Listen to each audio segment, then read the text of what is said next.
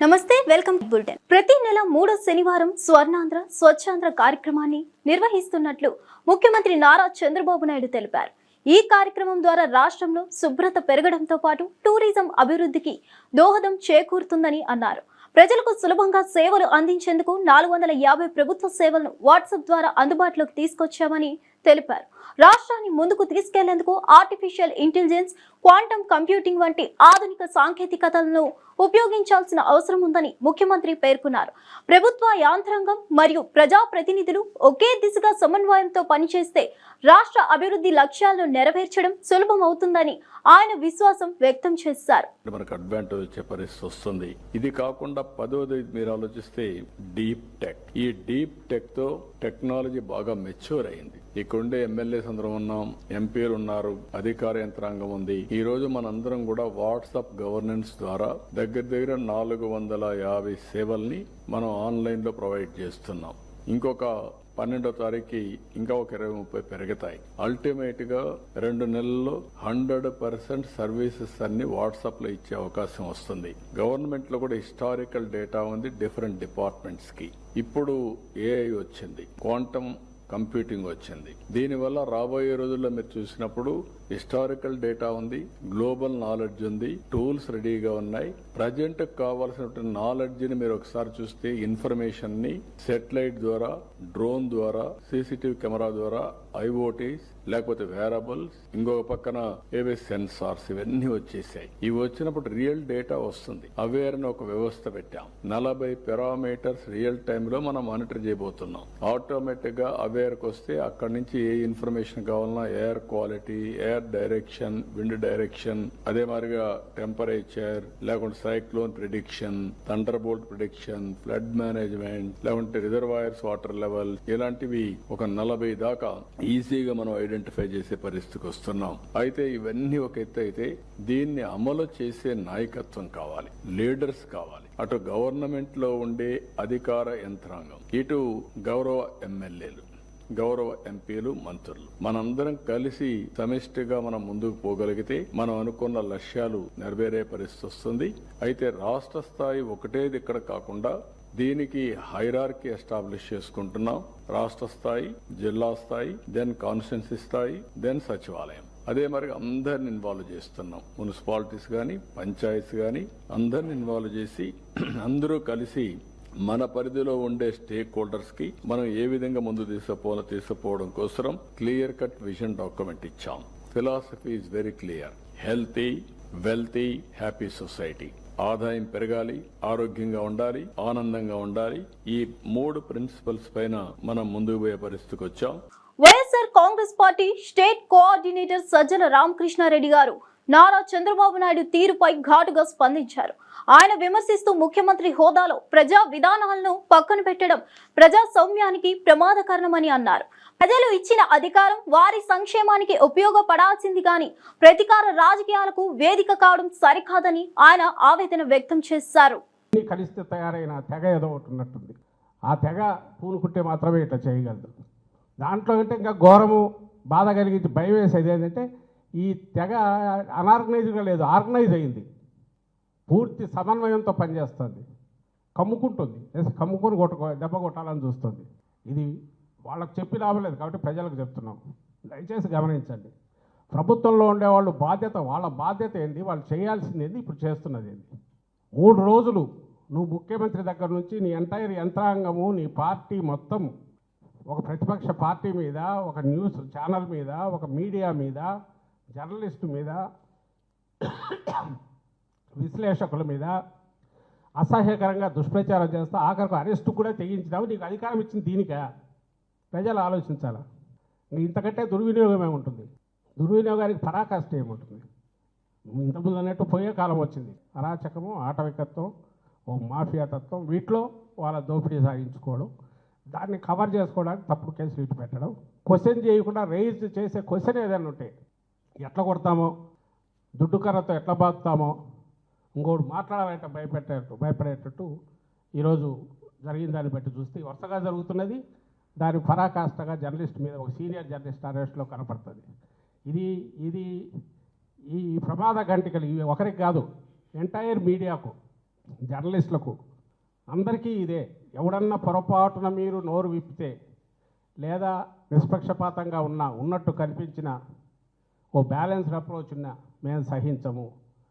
మీరు పూర్తి లొంగిపోయి చంద్రబాబు నాయుడు గారినో ఆ ప్రభుత్వమే తప్ప ఇంక వేరే ఏది లేదు ఇక్కడ ఇంత బ్రహ్మాండమైంది ఏది లేదు పొగిడితేనే మీకు సర్వైవల్ ఉంటుందనే మెసేజ్ పంపించాలని చూస్తున్నారు.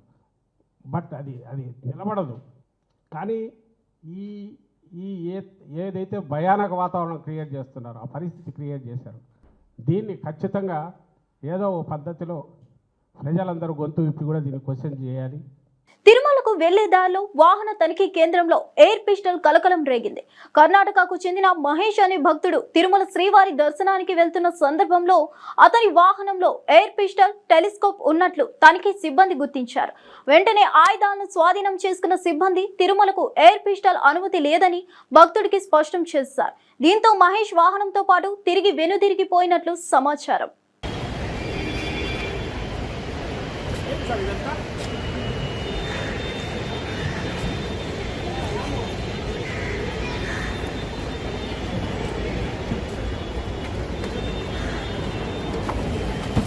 ఏంది ఇది ఓపెన్ చేయండి. టెలిస్కోప్ ఏమది? టెలిస్కోప్ ఏం జరిగింది చెప్పండి. ఏదో ఏం జరిగింది? ఏం జరిగింది? ఏంటి, ఎందుకు మిమ్మల్ని ఆపారు? టెలిస్కోప్ చూసి ఏమిటి సబ్జెక్ట్ ఏంటి? ఆగండి ఒక్క నిమిషం. మీరు ఎక్కడి నుంచి వస్తున్నారు? బెంగళూరుని. బెంగళూరు నుంచి. ఏమి వచ్చారు? ఏమి దీనికి ఎందుకు ఆపారు? ఏంటి విషయం? ఏదో ఫ్లై కెమెరా ఉందని అన్నారే. అయ్యో లేదు, ట్రైన్ గన్ ఏదో ఒకటి. అది బలూన్ అది ఎక్కడ? అదే సార్ చూపిస్తాను. ఒకసారి చూపించింది.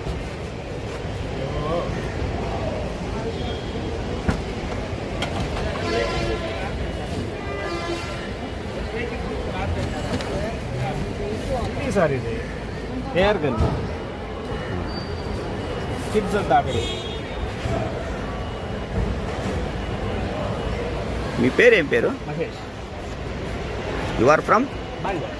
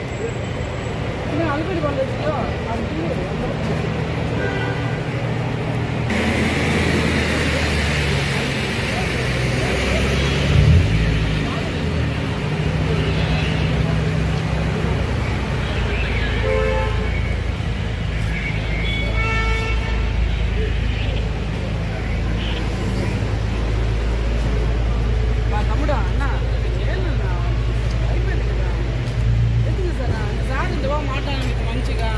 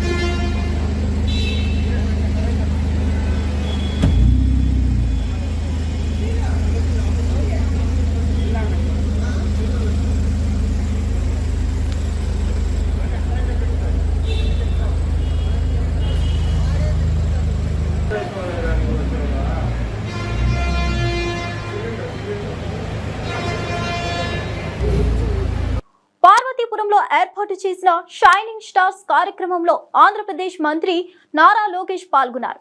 ఈ సందర్భంగా విద్యార్థులతో ఆయన మమేకమై మాట్లాడారు. వారి ప్రతిభను అభినందించారు. నూతన తరానికి సరైన దిశగా ప్రోత్సాహం ఇవ్వడం ఎంతో అవసరమని పేర్కొన్న మంత్రి లోకేష్ యువత శక్తిని దేశ అభివృద్ధికి మలిచేలా తాము కృషి చేస్తున్నామని తెలిపారు. ఈ తరహా కార్యక్రమాలు విద్యార్థుల ప్రతిభను వెలికి తీసేందుకు ఉపయోగపడతాయని అభిప్రాయపడ్డారు.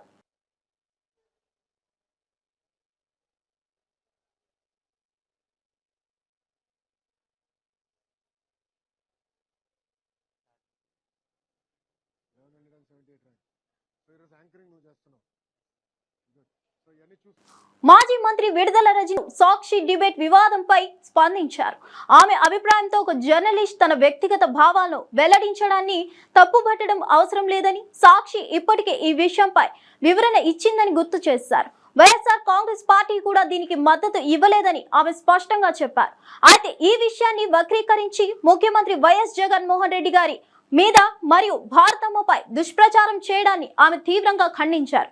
అంతేకాకుండా 50 సంవత్సరాలుగా విలువలతో జర్నలిస్టుగా పనిచేస్తున్న కొమ్మినేని శ్రీనివాస్ గారిని అక్రమంగా అరెస్ట్ చేయడం అన్యాయమని విమర్శించారు. వైఎస్ఆర్ కాంగ్రెస్ పార్టీ అతని మాటలు తప్పని చెప్పి ఒక ప్రకటన కూడా ఇచ్చింది. నా వ్యక్తిగత అభిప్రాయం కూడా అతను మాట్లాడినటువంటి మాటలు ముమ్మాటికి తప్పే. దీన్ని మేము సమర్థించట్లేదు. అయినప్పటికీ కూడా ఒకవైపున సాక్షి తప్పని చెప్తుంది, వైఎస్ఆర్ కాంగ్రెస్ పార్టీ తప్పని చెప్తుంది, మేమంతా కూడా తప్పని చెప్తూ ఉంటే ఇదేది పట్టనట్టు ఇందులో కూడా టీడీపీ వాళ్ళు రాజకీయాన్ని వెతుక్కొని అటు సాక్షిని తప్పుపడుతూ వైఎస్ఆర్ కాంగ్రెస్ పార్టీని తప్పుపడుతూ మా నాయకుడు జగన్మోహన్ రెడ్డి గారిని ఇందులోకి లాగుతూ మా భారతమ్మని ఇందులోకి లాగుతూ ఇందులో రాజకీయం చేసేటువంటి ప్రయత్నం చేస్తున్నారు. మేము తప్పని చెప్పినా కూడా ఏమీ పట్టనట్టు ఇందులో రాజకీయం వెతుక్కొని చేస్తున్నారు. ఏమనాలి దీన్ని? మేము మా నాయకుడు జగన్మోహన్ రెడ్డి గారికి మా భారతమ్మకు ఈ జర్నలిస్టు మాట్లాడినటువంటి మాటలకు సంబంధం ఏంటని నేను అడుగుతా ఉన్నాను.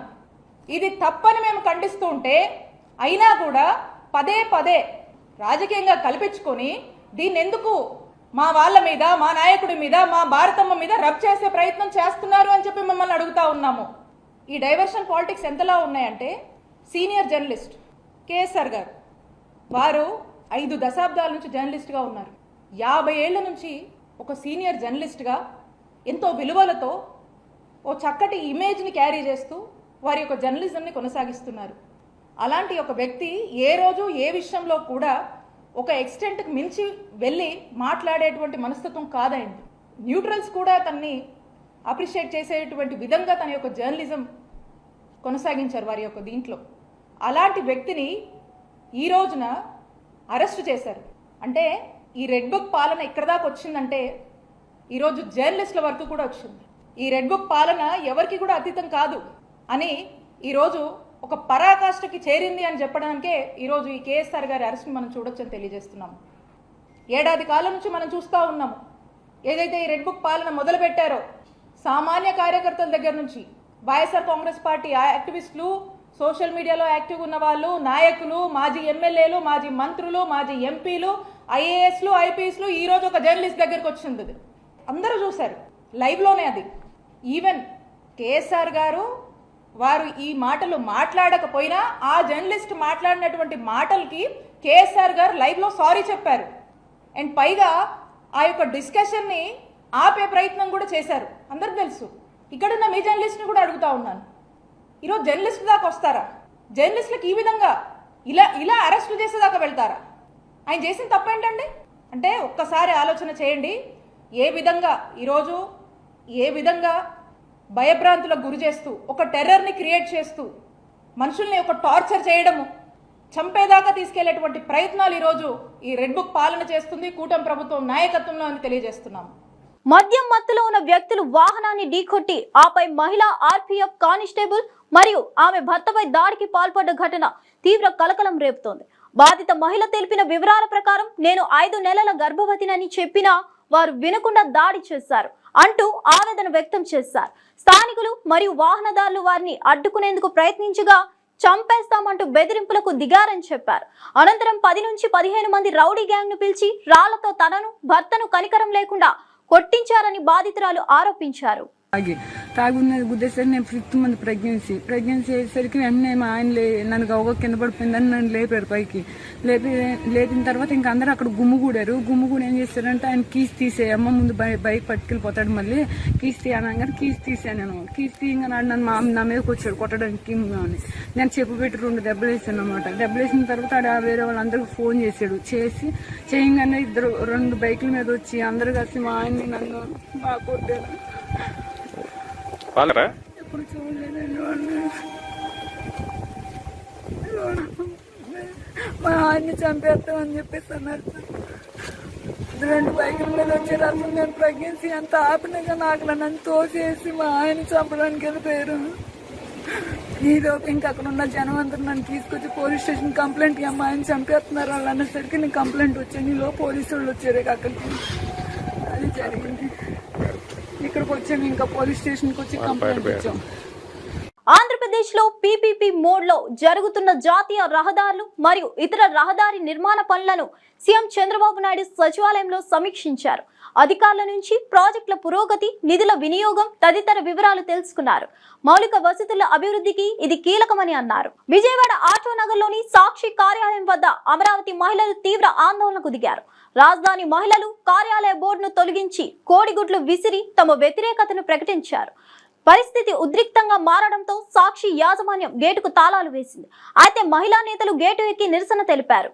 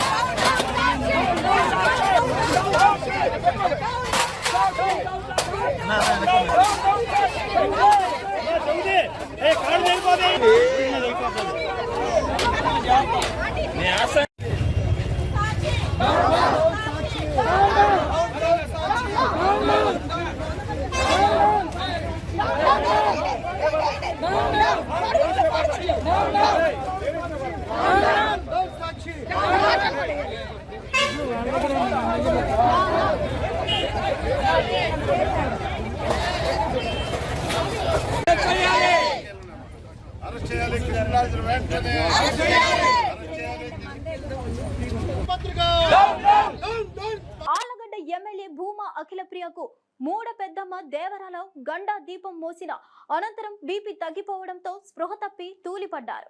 పరిస్థితిని గమనించిన వెంటనే ఆమెను అంబులెన్స్ ద్వారా ఆళ్లగడ్డ ప్రభుత్వ ఆసుపత్రికి తరలించారు. వైద్యులు ప్రాథమిక చికిత్స అందించగా ప్రస్తుతం ఆమె ఆరోగ్యం నిలకడగా ఉందని సమాచారం. జనాలందరూ ఎక్కువ ఉండేసరికి కొద్దిగా అమ్మవారి గుడిలోనే కొద్దిగా బ్లాక్అవుట్ అయ్యి స్పృహ తప్పడం జరిగింది. మరి వెంటనే హుటాహుటిన ఆళ్లగడ్డ ప్రభుత్వ హాస్పిటల్ నుంచి నంద్యాల తీసుకొచ్చి ఈరోజు అన్ని పరీక్షలు చేశాము. ఈరోజు అక్క ఆళ్లగడ్డ ఎమ్మెల్యే గారు బాగానే ఉన్నారు, మెల్లిగా కోలుకుంటున్నారు. మరి తొందరలోనే బయటికి వచ్చి కూడా మీ అందరితో మాట్లాడతారని చెప్పి తెలియజేస్తాను. ఇప్పటికైతే ఆరోగ్యం అంతా బాగానే ఉంది, మెల్లిగా ఇప్పుడు రెస్ట్ తీసుకుంటున్నారు, కోలుకొని తొందరలోనే బయటకు వెళ్ళడం జరుగుతుంది.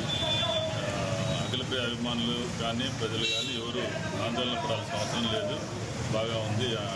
కేవలం స్వల్ప అస్వస్థతతో రావడము, అన్ని రకాల పరీక్షలు కూడా ఎందుకైనా మంచిదాన్ని చేయడం జరిగింది. నంద్యాల మరియు మహానంది మండలాల్లో తీవ్ర గాలి వాన బీభత్సం సృష్టించింది. రహదారులపై వృక్షాలు, విద్యుత్ స్తంభాలు కూలిపోవడంతో రాకపోకలకు అంతరాయం ఏర్పడింది. గాలివాన బలానికి అరటి, బొప్పాయి తోటలు విస్తృతంగా ధ్వంసమయ్యాయి. రైతులు లక్షల రూపాయల నష్టాన్ని ఎదుర్కొన్నారు. పలు ప్రాంతాల్లో విద్యుత్ సరఫరాకు అంతరాయం ఏర్పడింది. స్థానిక అధికారులు పరిస్థితిని సమీక్షిస్తున్నారు.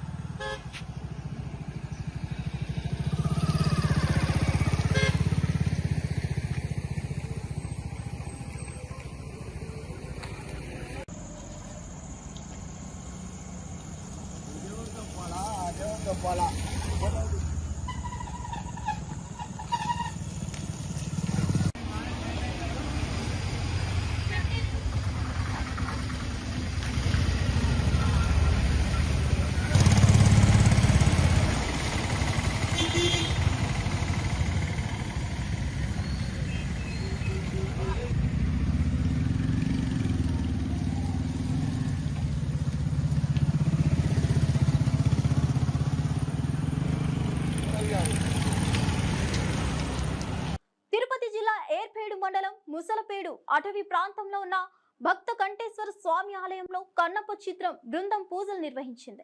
మంచు మోహన్ బాబు, మంచు విష్ణు ఆలయానికి చేరుకొని స్వామివారికి ప్రత్యేక పూజలు చేశారు. తొలుత శివలింగానికి అభిషేకాలు చేసి అనంతరం కొండపై వెలిసిన భక్త కంఠేశ్వర స్వామిని దర్శించి విశేష పూజల్లో పాల్గొన్నారు. ఈ సందర్భంగా చిత్ర బృందం ఆలయ పరిసరాలను సందర్శించింది.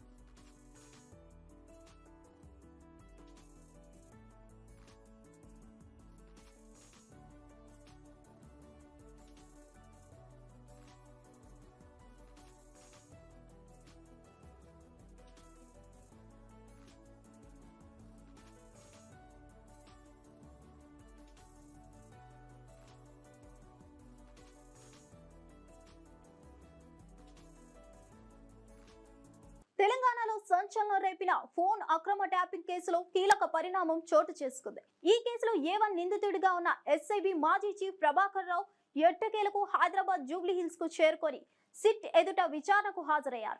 ఆయనపై పెద్ద ఎత్తున ఆరోపణలు ఉన్న నేపథ్యంలో విచారణకు సంబంధించి మరిన్ని కీలక విషయాలు వెలుగు చూడనున్నాయని భావిస్తున్నారు.